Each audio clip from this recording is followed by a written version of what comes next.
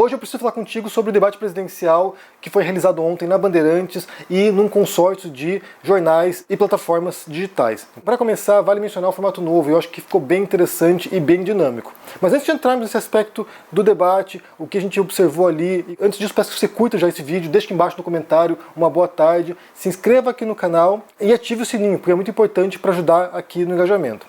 E além disso, lembrando que eu estou no Brasil agora e nas próximas semanas vou continuar minha viagem pelo Brasil lançando o meu livro, Como Vencer no Debate Tendo Razão. Estarei no Nordeste, estarei em Aracaju, estarei em Maceió e também em Recife lançando o livro. Eu vou dar exatamente as datas e horários mais adiante e também lembrando que nesse momento estamos iniciando aqui a divulgação do meu Clube do Livro de filosofia. Serão 12 livros ao longo dos próximos meses, nos quais a gente vai ler e analisar obras filosóficas, ou seja, de grandes pensadores ou de autores de ficção que trabalharam com o tema da filosofia. Eu vou pôr o link abaixo aqui, você pode ir lá deixar o seu e-mail e aguardar as novidades. A primeira aula será aberta gratuitamente para quem deixar o seu e-mail. Então vá lá, participe para que a gente possa criar uma comunidade de leitores e desse modo a gente se aprofundar nessas obras e entender um pouquinho mais de filosofia. Espero você por lá. Bem, pensando aqui na questão do debate presidencial ontem, foi bem interessante o formato, como eu mencionei, porque ali você tinha dois candidatos, ao invés de uma cambada de candidatos batendo boca e caótico, ali você tinha os dois candidatos principais, que vão para o segundo turno, Lula e Bolsonaro, e havia uma dinâmica ali que eles podiam se movimentar pelo palco. Então isso proporcionou um certo dinamismo para o debate. O Lula se destacou inicialmente porque soube usar melhor a câmera, soube se movimentar melhor pelo palco, enquanto que o Bolsonaro estava bem mais travado. Mas na medida que foi avançando o debate, o Bolsonaro foi crescendo e o último bloco do debate, eu acho ali que o Bolsonaro já estava bem mais cômodo com a situação e controlou melhor o horário. A grande questão que surgiu a partir desse debate foi relacionado a fake news. Muita gente, posteriormente, começou a comentar ali sobre como seria necessário ter uma verificação de fatos em tempo real, de modo que as falsidades, as mentiras ditas pelos candidatos, principalmente pelo Bolsonaro, fossem desmentidas logo após terem sido ditas ou no intervalo. A gente tem que compreender que mentir em debates, ou distorcer os fatos, ou supervalorizar o que você fez como político e desvalorizar o que o outro fez, isso aí faz parte da política desde sempre. A novidade agora não é apenas que os políticos mintam, ou que propaguem falsidades, ou que distorçam as coisas, mas sim o modo sistemático como isso é feito. Então, assim, o que existe hoje na política global, e não apenas no Brasil, não é o Brasil que cria isso, o que existe hoje é uma máquina de criação de fake news. E é isso que é realmente preocupante, porque esse tipo de contaminação de debate, através da repetição exaustiva pelas redes sociais de falsidades, de maneira não orgânica, porque aqui, como eu falei, não se trata de pessoas propagando falsidades, mas de máquinas contratadas, empresas contratadas para fazer isso. Então, ao ter esse tipo de distorção, isso contamina completamente a percepção coletiva sobre o que está acontecendo. O Bolsonaro, ele é uma máquina de fake news. A gente sabe disso porque ele já adotou essa tática em 2018, continua adotando essa tática durante todo o seu mandato, e agora, na reeleição, ele tenta, mais uma vez, distorcer a percepção coletiva com uma série de mentiras. Mentiras esdrúxulas, escabrosas. E ele faz isso sem menor pudor. Quando ele vai para o debate, seria essencial, de fato, que houvesse algum tipo de contraposição que não dependesse apenas do opositor, que não ficasse apenas nas costas do Lula para contestar as falsidades, mas sim que jornalistas exercessem o seu trabalho como jornalistas e verificassem os fatos e contestassem. Isso não quer dizer que a oposição ou os outros candidatos também não mintam. Eles mentem, eles distorcem a realidade. Basta pensar agora num termo que está sendo utilizado, que é o janonismo cultural, que é a partir do Janones, que está ajudando a campanha do Lula, e ele é um político que tem abusado, ou se munido de táticas bastante questionáveis para muita gente, que está lutando agora fogo contra fogo. Eu mencionei isso no último vídeo, se vale a pena fazer isso, se isso aí é ético, se isso aí, é digno num debate eleitoral político.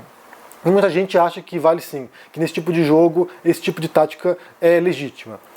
A gente tem que comparar aqui com uma guerra, porque um termo utilizado muito pelos olavistas e pelos bolsonaristas ou pela extrema-direita é de guerra cultural. É como se houvesse uma disputa, que é uma disputa de valores em essência, e nessa guerra cultural vale tudo. Se você quer derrotar o seu opositor, você tem que adotar táticas muitas vezes ilícitas ou desonestas para isso. Numa guerra real, um dos primeiros elementos que é posto de lado, principalmente na era moderna, é a ética. É o momento no qual certos valores mínimos éticos são abandonados, de modo que você possa, por exemplo, pensando aqui em mandamentos bíblicos, não matarás. Uma guerra, isso não apenas não é proibido, como é exigido que você vá para a guerra e mate alguém. Então essa suspensão de valores éticos ela leva a uma série de questionamentos, inclusive em relação a crimes de guerra, o que pode ser considerado como minimamente civilizado em termos de combate. Quando a gente transporta isso para uma disputa que é de valores ou de ideias, ou nesse debate, né, acalorado que se dá na política, nesse termo de guerra cultural, também vale questionar até que ponto que valores éticos não são postos de lado. A gente viu um vídeo circulando do Pablo Marçal, que é um coach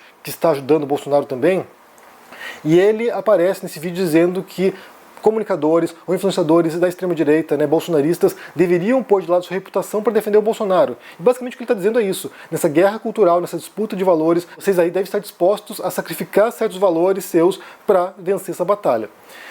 Eu, particularmente, acho que é muito perigoso fazer isso. Entendo quem compreenda que nesse tipo de disputa vale tudo, mas o problema é o que vem depois. Quando você abandona esses princípios mínimos de civilidade, de ética, como você recupera isso depois? Como é que você, passado esse momento, né, passado essa disputa agora eleitoral, ou essa disputa política, como você retorna ao estado inicial no qual esses valores são resgatados? Se você abre a comporta da violência política, por exemplo, né, violência física política, ou abre a comporta da violência ideológica, de modo que você demoniza ou desumaniza o seu interlocutor, como você realiza o percurso posteriormente para um estágio anterior, se é possível isso.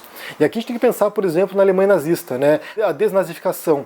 Acaba a guerra em 45 e aí há todo um esforço realizado pelos aliados e pelo novo governo alemão para tentar resgatar a civilidade no país. Era um país que havia mergulhado numa guerra, que havia causado uma guerra, havia matado milhões de pessoas, o holocausto judaico, e aí depois disso, como é que você restaura o país? Como é que você restaura a nação? Como é que você pega uma população que foi toda envolvida em crimes de guerra, ou em grande parte envolvida em crimes de guerra, como é que você retorna ao estado inicial? E aí as cicatrizes são profundas. Então eu imagino que nessa disputa, por mais que compreenda, né, que táticas desonestas ou táticas maliciosas são usadas e podem ser usadas pelos adversários, eu fico me questionando até que ponto que a gente deveria entrar nesse jogo. Eu de fato me questiono e eu acho que há certos limites, há certas barreiras éticas que não devem ser transpostas, justamente porque é muito difícil você recuperá-las depois. Nesse caso eu não acho que vale tudo.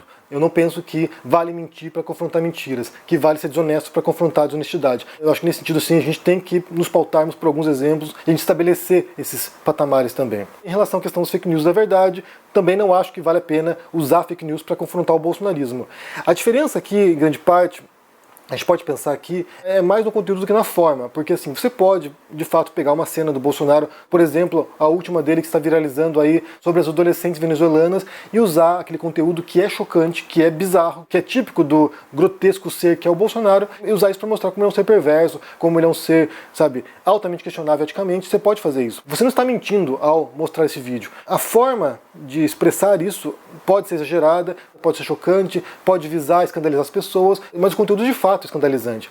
O problema é quando você distorce essa informação, quando você inventa alguma coisa. Então, nesse sentido, me parece que podemos adotar certos modelos, certas formas de comunicação mais apelativas, e aí sim, isso pode forçar o outro lado a se mobilizar para se defender desse tipo de confronto, mas sem precisar baixar muito o nível. De qualquer modo, todos nós ganharíamos se houvesse esse tipo de verificação de fatos. Confrontar as mentiras com a realidade seria benéfico para todos nós. Eu quero saber o que vocês pensam aqui sobre o debate de ontem, se vocês assistiram, se vocês curtiram o formato novo adotado por esse pool, né, de jornais e de imprensa digital, de canais de streaming. Se você curtiu esse formato, eu achei que foi bem dinâmico, ajudou bastante a que os dois se expusessem mais, inclusive. O que você pensa sobre isso? E também sobre essa avalanche de falsidades, de fake news, de mentiras propagadas pelo Bolsonaro e como seria importante, na sua cabeça, né, se você acha que seria importante, confrontá-las. Ou qual seria a melhor tática para isso? Deixe aqui embaixo no comentário, deixe o joinha, se inscreva aqui no canal, se torne um membro ou um apoiador para dar uma força e participe dos eventos futuros no Nordeste, Aracaju, Maceió e Recife. E além disso, aqui abaixo, no link, se inscreva para participar do Clube do Livro Filosófico comigo. Vamos trabalhar com 12 livros de filosofia ou de ficção com filosofia e vai ser bem legal para montarmos uma comunidade de leitores e pensarmos um pouquinho mais sobre a realidade. Um grande abraço para você, se cuide por aí e até mais.